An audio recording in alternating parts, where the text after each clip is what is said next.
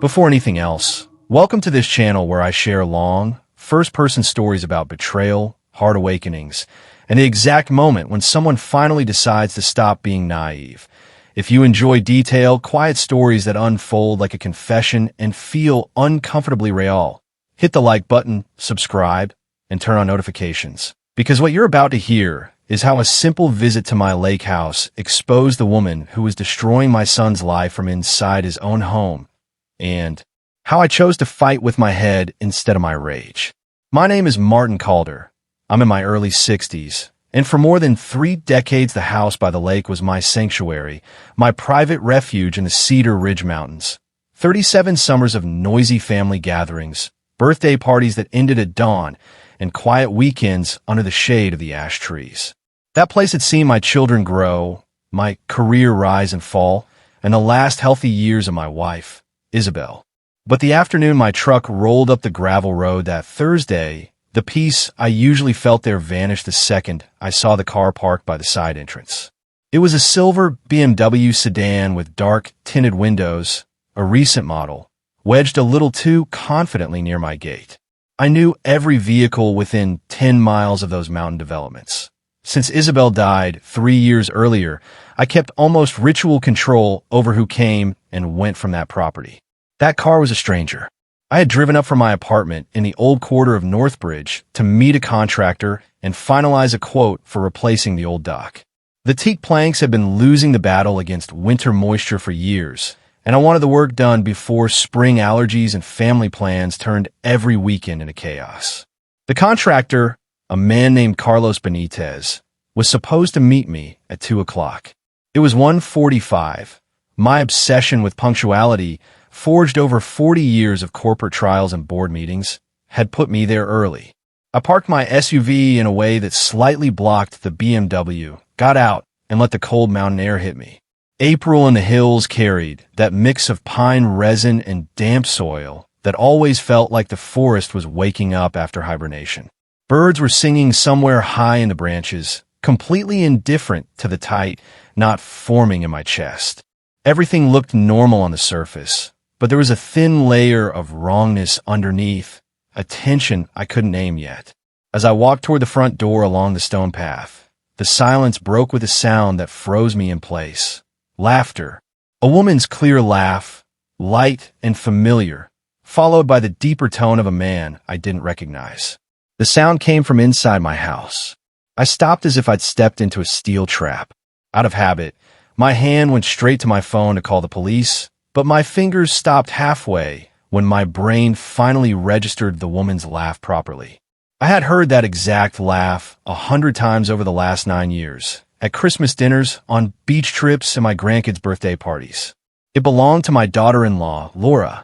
My son, Daniel, had been married to her for 9 years, and, to everyone who knew them, they were the perfect couple. They had 2 children I adored more than my own heartbeat. Sophia, old enough now to devour books, and little Lucas, who still climbed into my lap whenever I visited. Daniel worked as a lead engineer at a tech company based in Harbor City and traveled constantly for his position. His job had him living out of hotels at least 2 weeks every month. I knew for a fact that this particular week he was in Montclair for a big software conference. I'd spoken to him 2 days earlier when he called from his hotel room to nag me about my blood pressure like I was the child.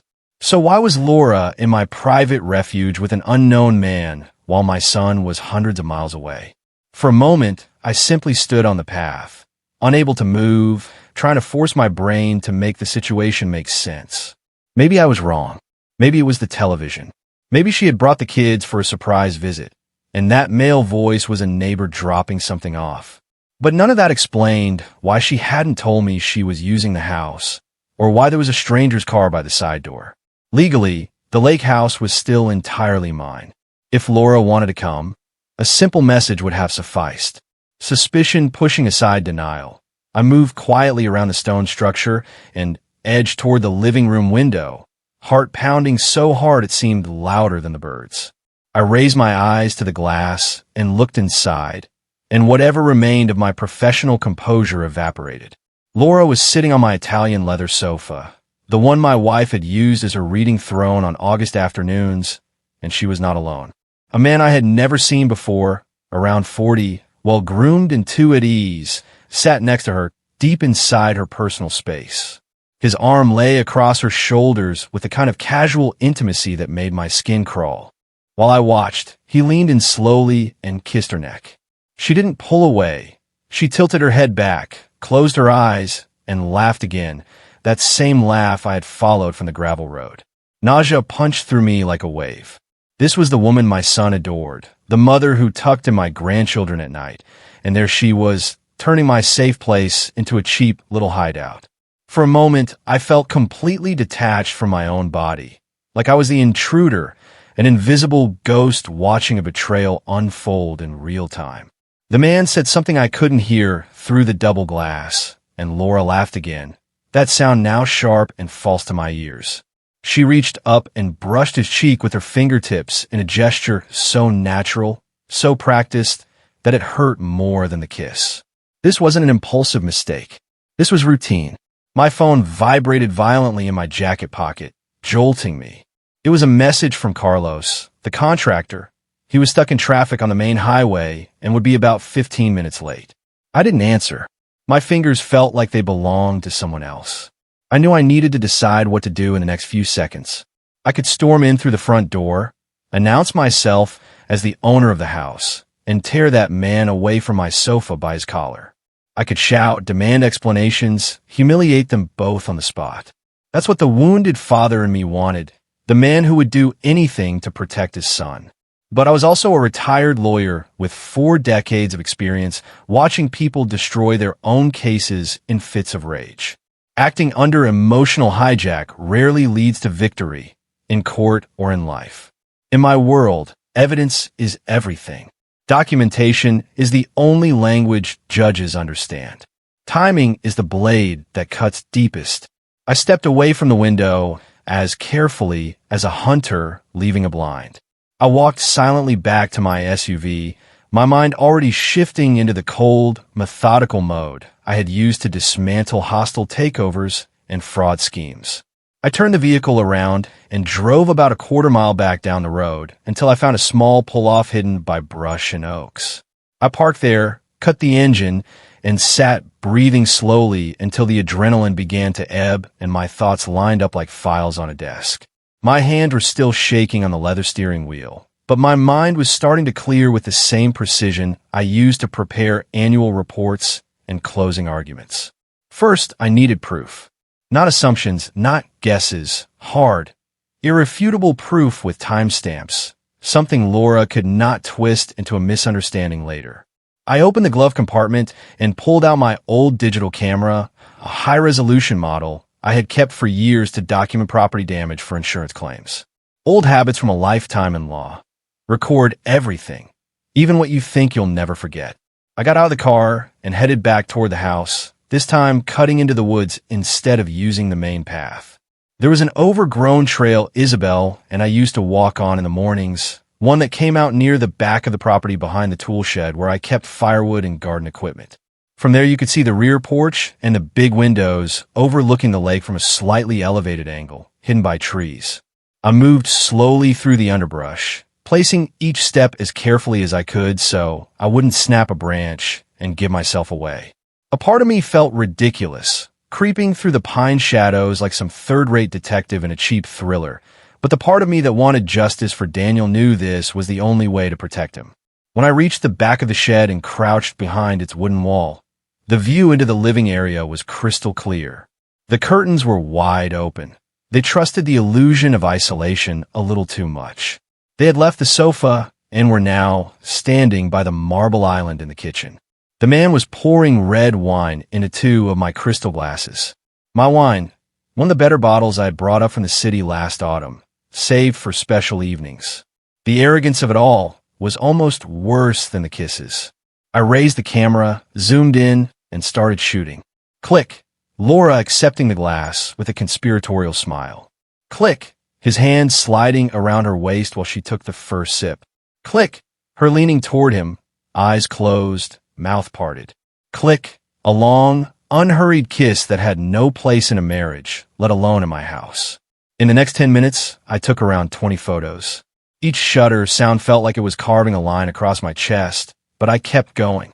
I thought about Daniel working 12-hour days, doing everything he could to give her and the kids a comfortable life, talking to me about adding rooms to their house so the children could have more space. Every flight, every hotel, every moment he spent away was supposed to be an investment in their future, and this was how she repaid him, by turning his absence into opportunity. My phone vibrated again. Carlos was now at the gate and confused not to see my car. I texted back a brief lie about car trouble and told him I'd be there in about an hour. He accepted without question. Good. That gave me the time I needed to complete my private inspection of this crime scene. I stayed in my hiding place, watching. After a while, Laura and the man moved toward the back door leading out to the porch. For a second, I thought they were going to step outside, and I flattened myself against the shed wall, holding my breath, but they stopped in the doorway instead. He wrapped his arms around her from behind, resting his chin on her shoulder while they looked out over the lake, which was shining silver in the afternoon light. She leaned into him completely, letting her weight rest in his arms. They moved with the ease of long practice. This was not the clumsy rush of a one-night mistake after too much wine. It was the choreography of a long-running affair. After a few minutes that felt like an eternity, they went back inside, and I lost sight of them. I waited, senses on high alert, until I heard the metallic echo of the front door closing about 15 minutes later. I peeked around the shed, toward the driveway. The man was walking toward the BMW with a light, confident stride. He looked around 43 tall, in good shape, dressed in that casual, expensive way that screams money without trying too hard. A navy blazer over designer jeans, Italian shoes. He had that air of entitlement you see in people who believe rules are for other people. He got into the car, started the engine, and the machine responded with a purr that probably cost more than most people's annual salary. I raised the camera one last time and zoomed in on the license plate. Click. Now I had the thread. I needed to start unraveling the whole mess.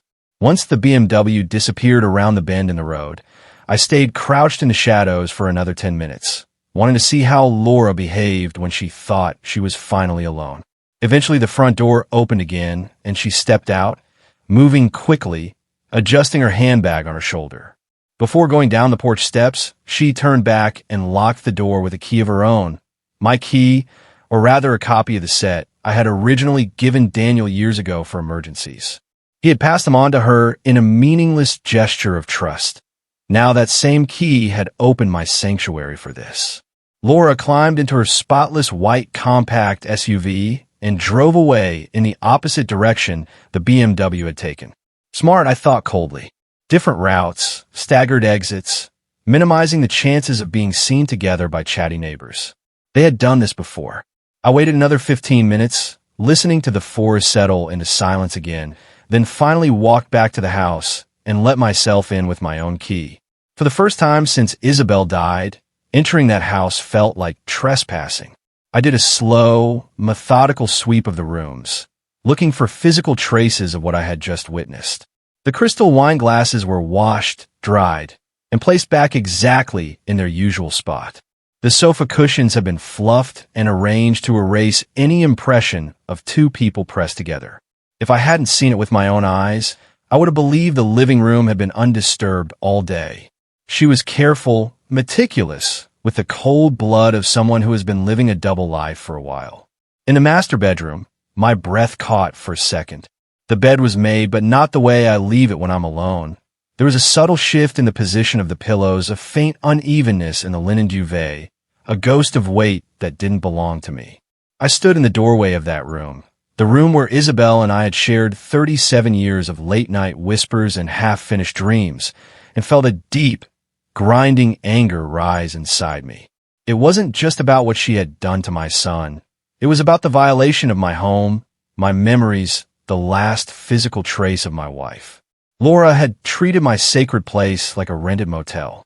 I closed my eyes and used the same mental techniques I had used 1,000 times in court to keep my voice steady in front of hostile witnesses. Blind fury wouldn't help Daniel. Only a carefully built case with unbreakable proof would protect him and the children. When Carlos finally arrived, I met him outside. We walked along the shore, talking about the new dock, the type of wood. He suggested Irako instead of teak, delivery times, and labor costs. I played the role of mildly demanding client, asking questions, discussing budgets, all while my mind was busy building the framework of an investigation. Outwardly, everything had to look normal.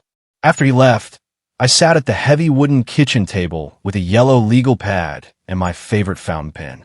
This was my territory, constructing a case from zero, breaking events into facts, identifying the weak points of the opposing side, and mapping out a strategy of attack. The first unknown in this personal lawsuit was the identity of the man in the BMW. I had his license plate captured in my camera.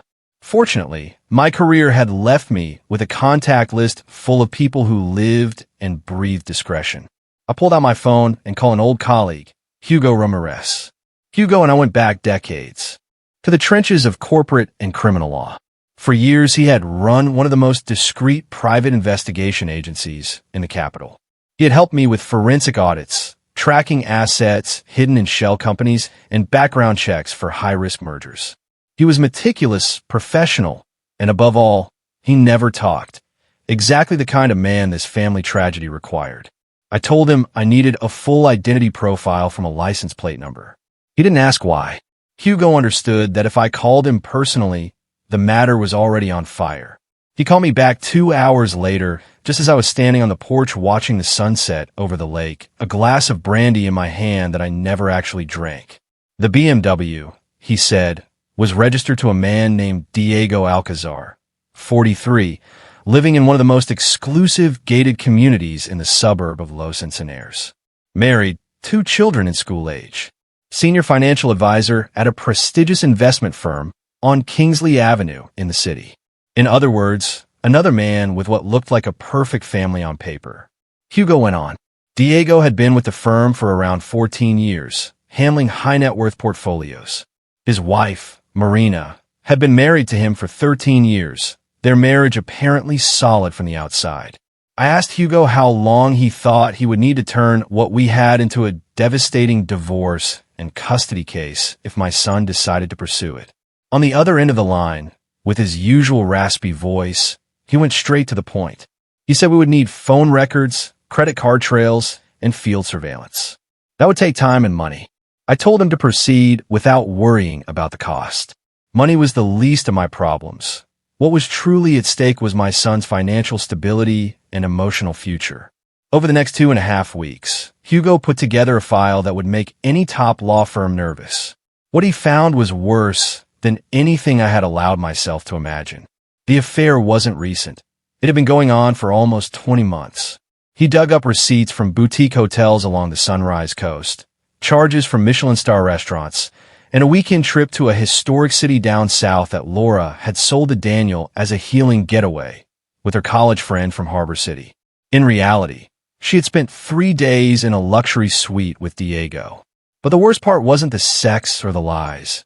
It was the money.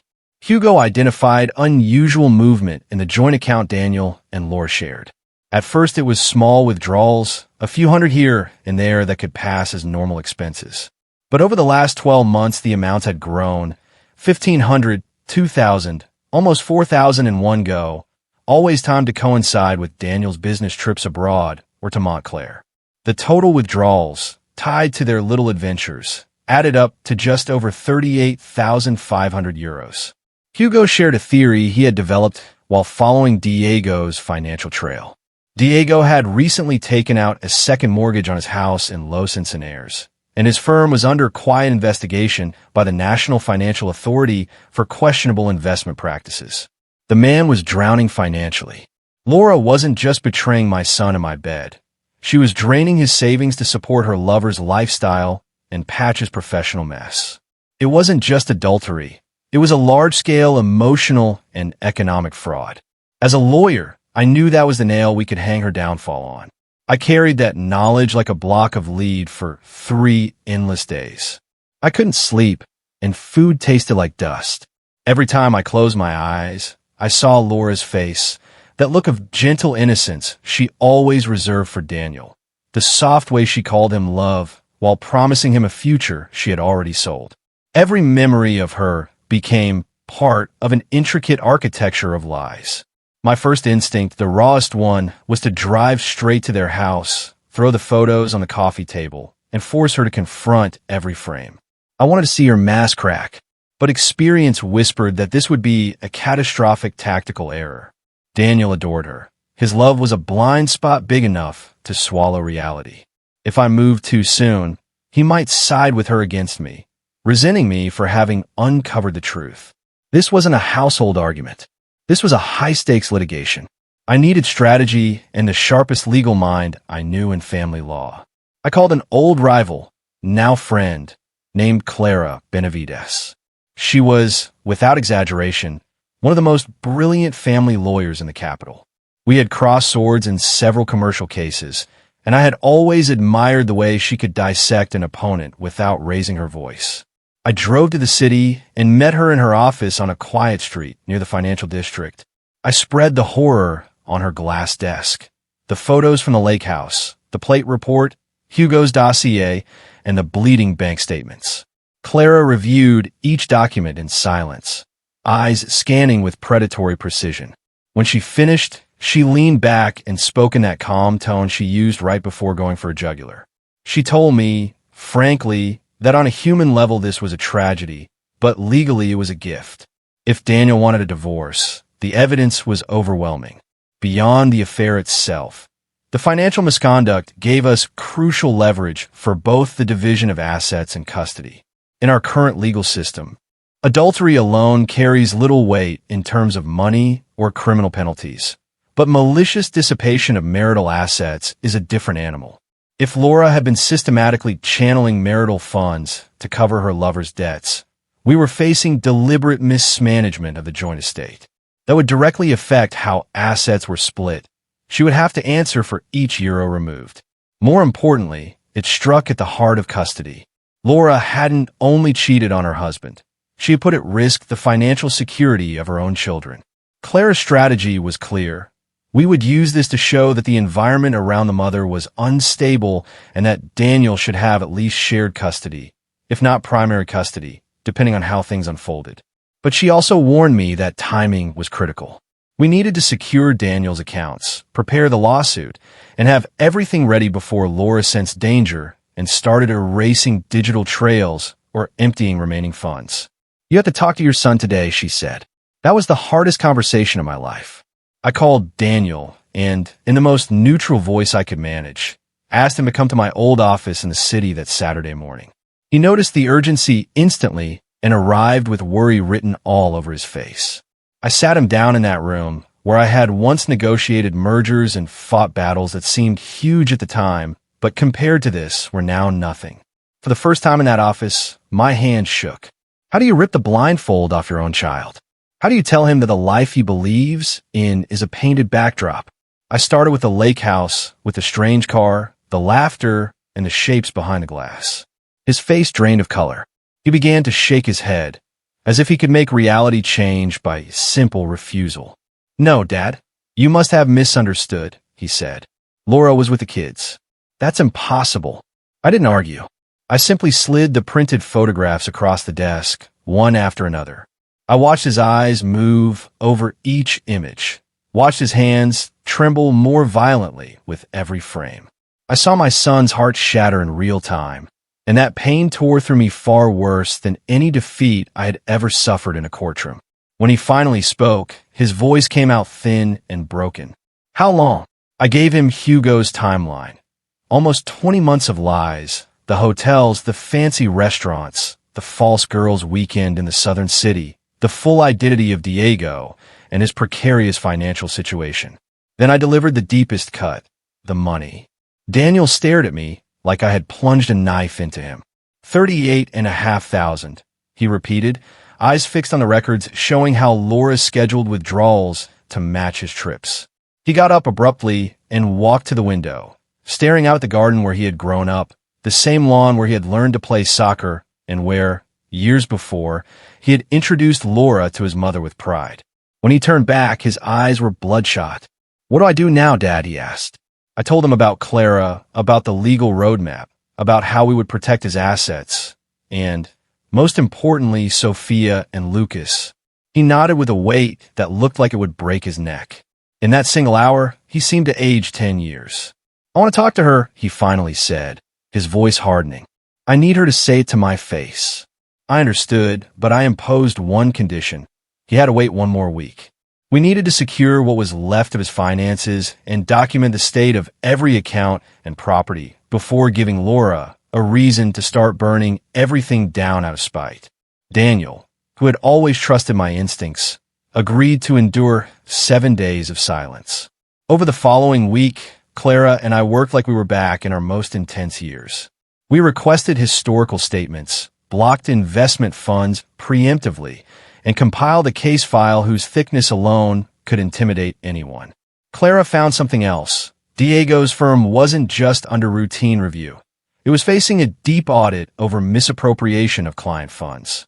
The man was standing on the edge of a legal cliff.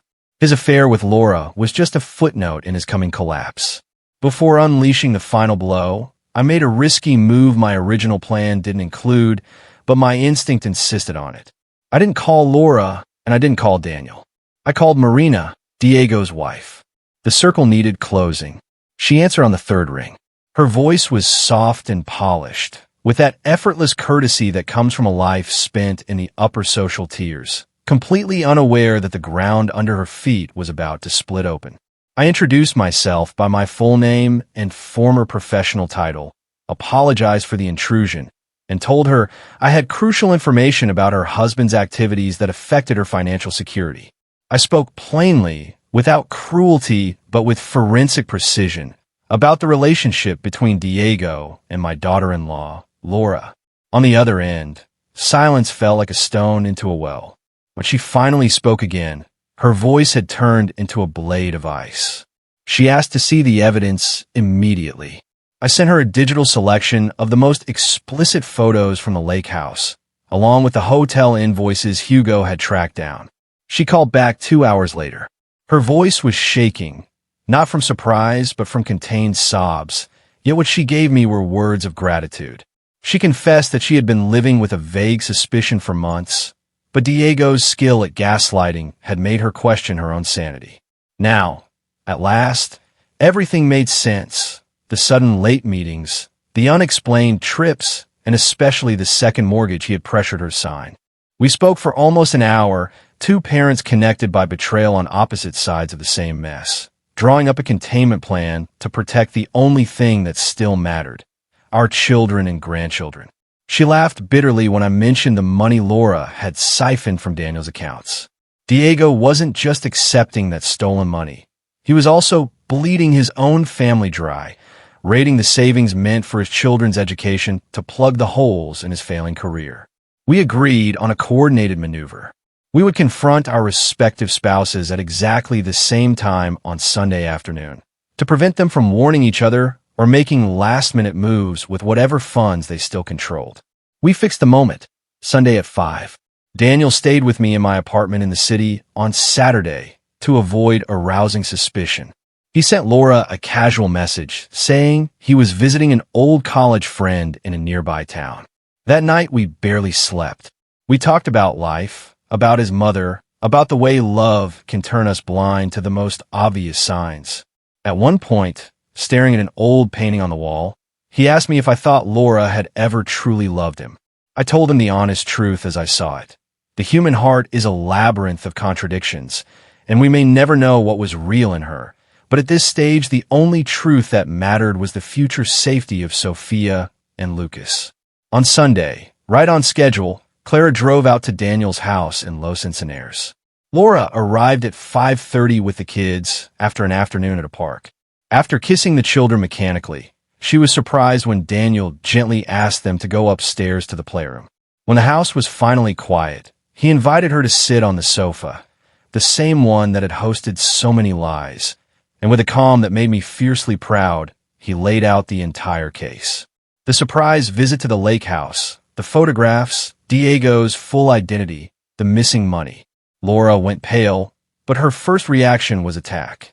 She denied everything with theatrical energy, tried to spin absurd explanations, accused me of being a bitter old man spying on her to turn Daniel against her. That was my cue. I stepped out of the study where I had been waiting and met her eyes with the authority of someone who had spent 40 years dismantling false narratives. I told her the evidence would hold up in any courtroom and that at that very moment, on the other side of the city, Marina was confronting Diego with the same story. I watched panic eclipse anger in Laura's face. Her body seemed to fold in on itself. She dropped to her knees, begging, sobbing, blaming stress, claiming she had never stopped loving Daniel, promising she would fix everything if we just gave her another chance. My son listened in a silence that stretched into something almost holy. Then, in a voice that sounded older but unshakable, he said 3 words that closed that chapter of his life. I want divorce. The months that followed were a war of attrition in family court, but Clara was nothing short of brilliant. She used the financial fraud to demonstrate Laura's lack of judgment and how her behavior endangered the children's future stability. In the end, faced with clear proof of reckless dissipation of marital funds, the judge granted Daniel primary custody. Laura received a limited visitation schedule, daytime only on alternating weekends, and the asset division was heavily adjusted to compensate for the nearly 39,000 euros she had drained from the marriage. Diego fared even worse. His firm collapsed under the weight of the audit. He lost his license to practice as a financial advisor, and Marina, guided by her own legal sharks, walked away from the divorce with most of what remained of their assets. Laura, stripped of resources and shunned by the social circle she had admired so much, moved back in with her parents under strange circumstances. As for me, I returned to the lake house last month. When the new Irako dock was finally finished, Daniel brought the kids the very next day. We sat on the edge of the new planks, our feet dangling over the clear water, while Sophia and Lucas tried to fish with their little rods, more interested in tangling the lines than catching anything. "Thank you for everything, Dad," Daniel said, with a calm I hadn't seen in his face for years. "Thank you for not losing control that day, and for building this case with a cool head."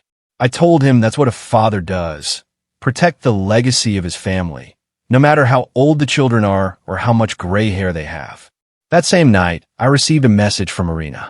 She wrote that she had met someone new, a decent man who valued her for who she was, not for her last name or address. I felt genuinely happy for her. Sometimes justice isn't about revenge. It's about giving people the information they need to choose a different destiny. Laura and Diego chose the shadows. Now, they will have to learn to live there. Daniel is healing, slowly, and has begun to see a woman who doesn't need masks or secret accounts to feel important. Sitting in my study with a final glass of brandy, looking out at the lake in the half-light, I knew I'd made the right decision that day at the gravel road. I didn't act out of spite. I did what I had done all my life as a lawyer and what I had always tried to do as a father. I defended the truth. Thank you for staying with me until the end of my story. If something in it resonated with you, tap the like button, tell me in the comments which part hit you hardest and where in the world you're listening from, and don't forget to subscribe because there are many more stories like this one coming to the channel.